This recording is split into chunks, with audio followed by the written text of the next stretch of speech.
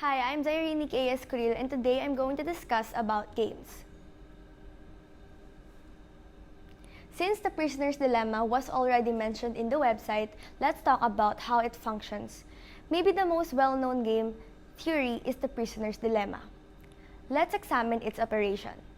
It portrays a scenario in which two inmates, prisoner 1 and prisoner 2, are detained on suspicion of committing a robbery.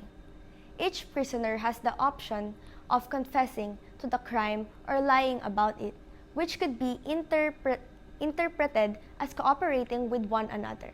As they cannot communicate with one another, the police will interview them in separate interrogation rooms.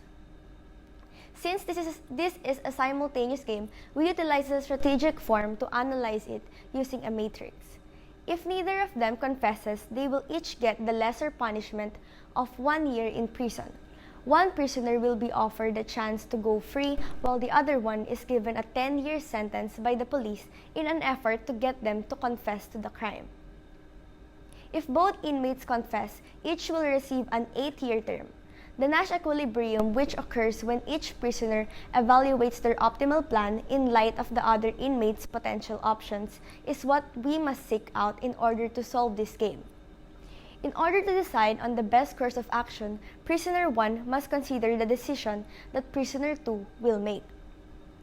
We can easily see that prisoner 2 will choose to confess because he will be better off, so prisoner 1 must choose the optimum plan given that prisoner 2 will choose to confess by combining the payoffs of each conceivable strategy for player 2. One prisoner has two options: confess, which pays -8, or lie, which pays -10.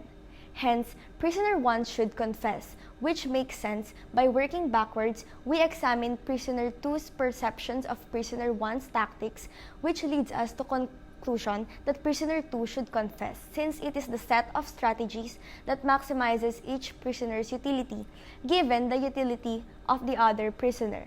Confess is the Nash equilibrium in this game.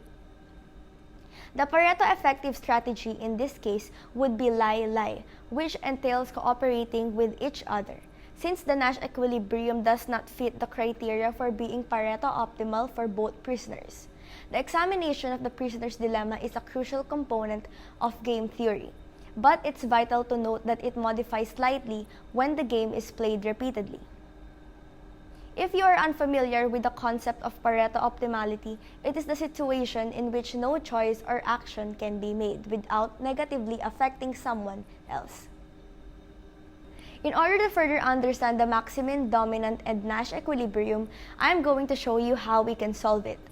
First, as you can see in the table, we have two players, the player A and player B, and their respective payoffs corresponding to their moves. The first step is to get the maximin, which is the biggest payoff among the smallest ones. So for example, in this table, let's start with move I from player A. Now remember that when we're looking for player A, we should look at the rows. While for player B, it should be the columns, which are the ones highlighted in blue. Going back to maximin, in order to get the maximin of player A, we should get the smallest one from the first number of every payoff in the rows. So for move I, it is the 20.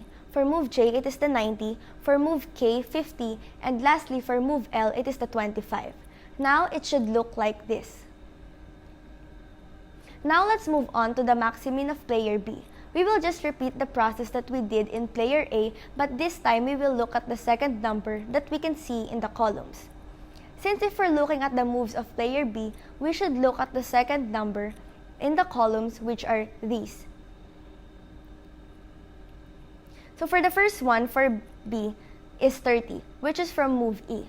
Since it is the smallest one, but as you can see, there are two 30s, so we will get the one with the smallest number beside it, which is 20. Therefore, we will get the first 30 for the first column. Next, for move F, it is the 55. For move G, it is the 30. For move H, it is 45. So it should look like this. Now that we have got all of the smallest numbers from their payoffs, we can now determine the maximin for player A and player B.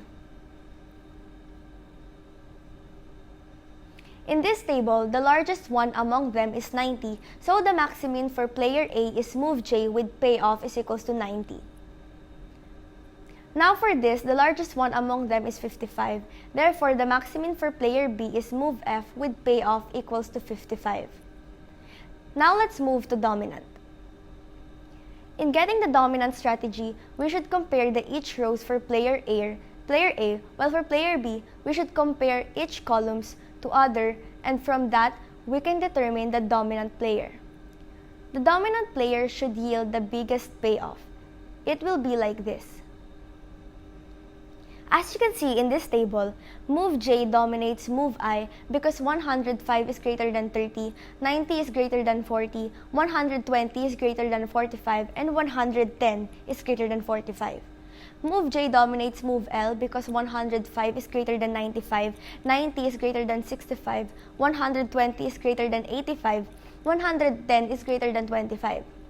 Move K dominates move I because 113 is greater than 20, 85 is greater than 40, 50 is greater than 45, 105 is greater than 45. Therefore, the dominant moves for player A are move J and K. This time, let's get the dominant moves in player B. As you can see in this table, move F dominates move E because 85 is greater than 30, 99 is greater than 30, 55 is greater than 35, 65 is greater than 40. Move H dominates move E because 110 is greater than 30, 85 is greater than 30, 110 is greater than 35, and 45 is greater than 40. Now to get the Nash equilibrium, this time we will use the column for player A and the rows for column B. A while ago, we used the rows for player A and the columns for player B, but this time, we will reverse it. Also, we will now get the largest number among them. This will be the result. The one highlighted in purple is the player A and the one in blue is for player B.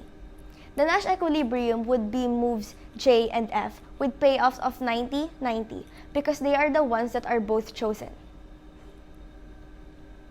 Now to get the IESDS, we will base it from the dominant moves. Since move J dominates move I and L, we will now cross out rows I and L, and move K dominates move I also. Now for player B, we will cross out column E because moves F and H dominates move E. Therefore, we will be left with two available rows.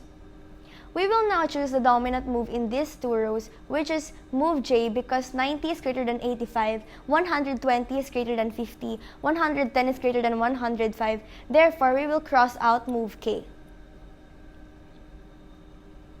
Now that the only remaining is 3 columns, we will now compare the second number of these 3 cells.